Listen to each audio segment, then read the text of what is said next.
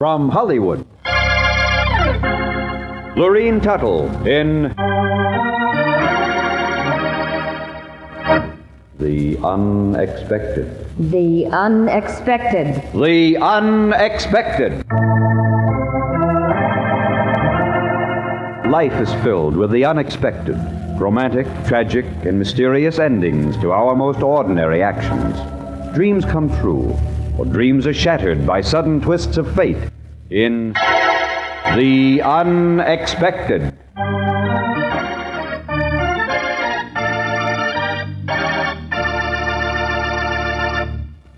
And now, Lorene Tuttle, outstanding radio and screen star in Sweet 16, a drama of The Unexpected. I hate them, and I hope they suffer forever and forever. I don't care if Mother locks me up here in this attic without supper. I'll still say it. I hate them. And I always will hate them for what they did to me. It's Mother's fault, too. She could have married Ted Stanton. He has lots of money. I don't love you, Ted. That's what she said. I sneaked down the stairs and heard her say it. Love. I'd marry a man I couldn't stand if it would mean getting away from this awful house and my awful family. But not Mother. She has her pride. So why should I feel sorry for her? And the only reason she sent me to live with the Corbins was because she wanted to get rid of me. Of course, she pretended it was for my own good. The Corbins have a lovely home, Janie, and I'm sure you'll be very happy there. And I'm sure that you'll be very happy to be rid of me for a month, too. Oh, Janie, you shouldn't say things like that. Well, it's true anyway. You just want to get me out of your hair for a month. That's why you planned this whole visit to Maine, isn't it? No, of course not. I'll miss you very much. But things haven't been too easy for me, Janie. And you have 7 kids, and you have to work to support them, and you can't afford to send me to summer camp like the rest of the girls in my class. So I have to go and stay with your stuffy old friends in Maine. Helen Corbin is not old. In fact, she's quite a bit younger than I am. Well, Janie, sometimes I wonder. you just don't love me. You don't love me anymore. Oh. Well, I'll bet you aren't even my real mother the way you act to me. All right, Janie, let's forget about the whole thing. You don't have to stay with the Corbins if you don't want to. And I can go to summer camp? Can I, Mother, huh? I didn't say that. You know very well I can't possibly spend that kind of money when your sister needs new clothes. You could do it if you wanted to. Evelyn can wear my old dresses. Well, we'll see.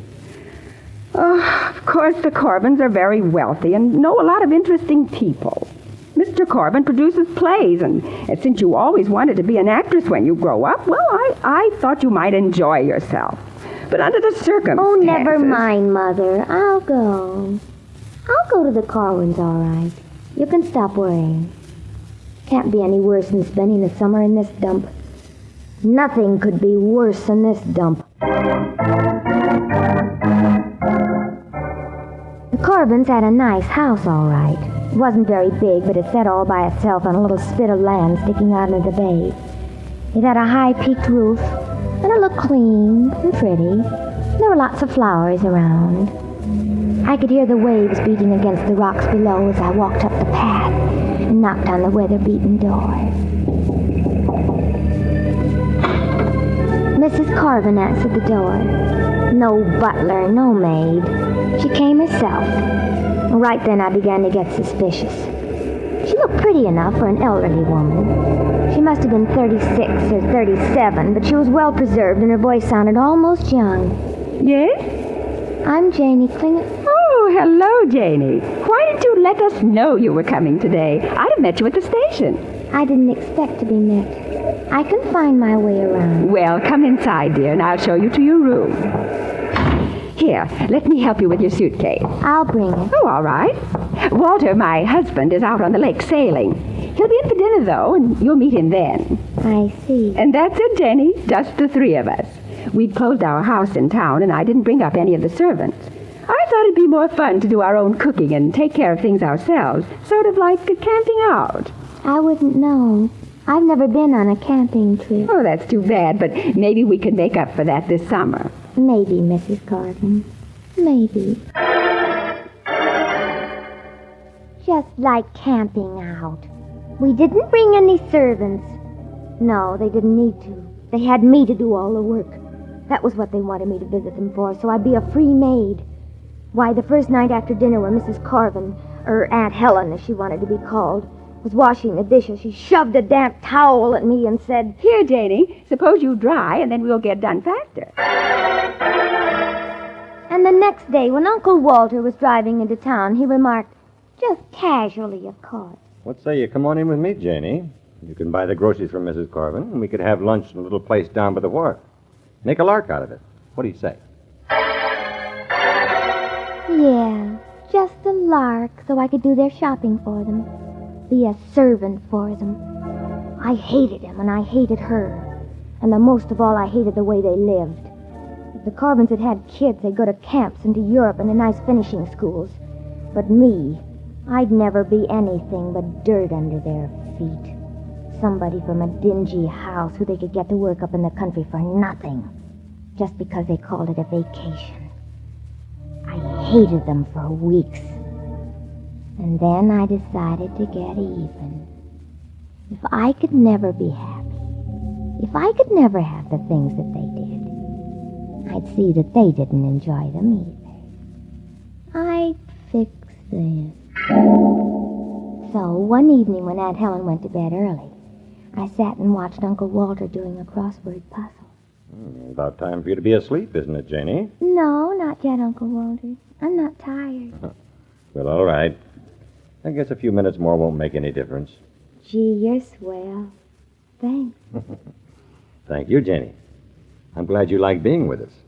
Oh, I like you, Uncle Walter. And Helen, you like her, don't you? Well, she's different from you, Uncle Walter.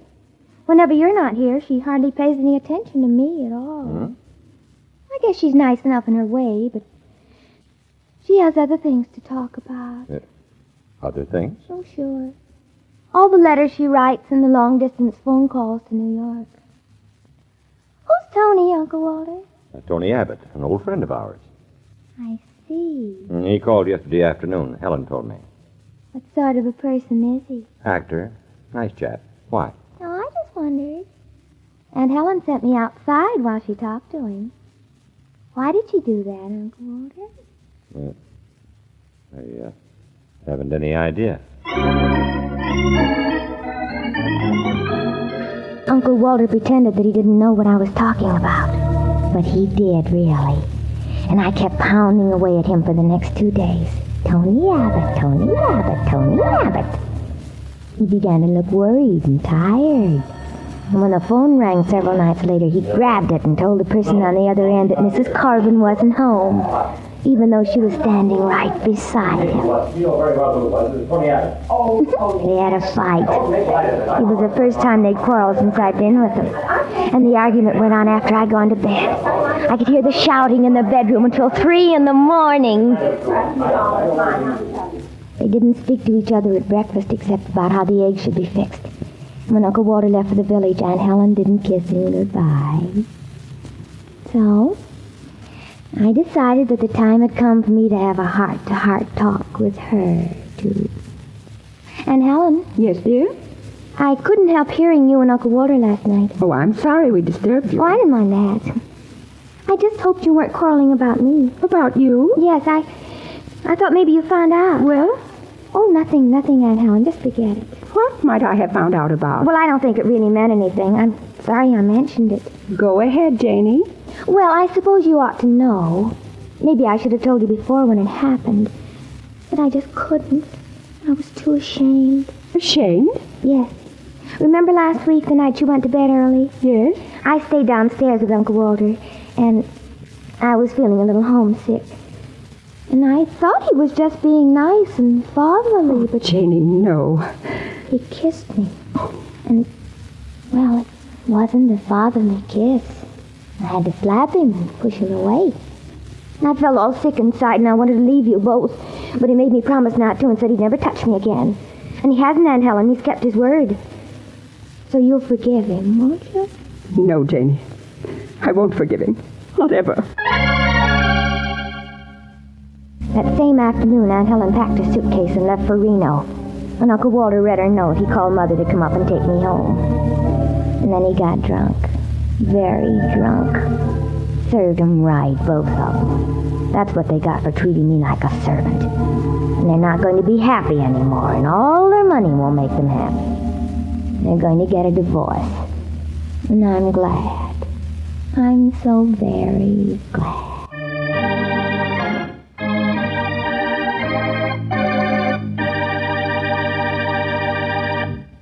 You think the story is over, don't you? But wait. Fate takes a hand. Wait for the unexpected.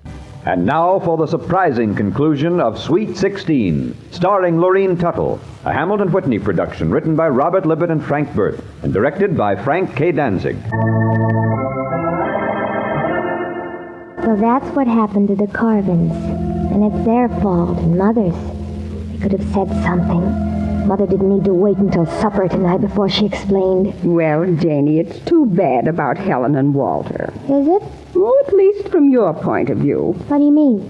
Didn't they tell you? Tell me what? Well, that they'd been thinking about a divorce, and Helen felt maybe it was because they didn't have any children. So she arranged for you to spend the summer with them. If it had worked out, they'd have taken you to live with them permanently. And you'd have had servants and trips abroad and college. Everything a girl could hope for. You mean they were planning to keep me as their own daughter? Of course. Didn't they ever tell you, Janie?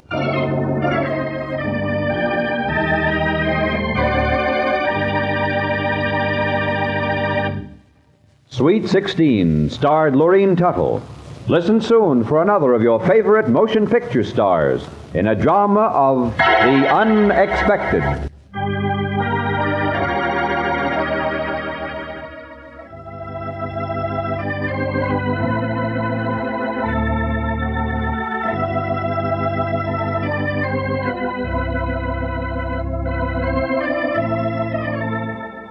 This program was transcribed in Hollywood.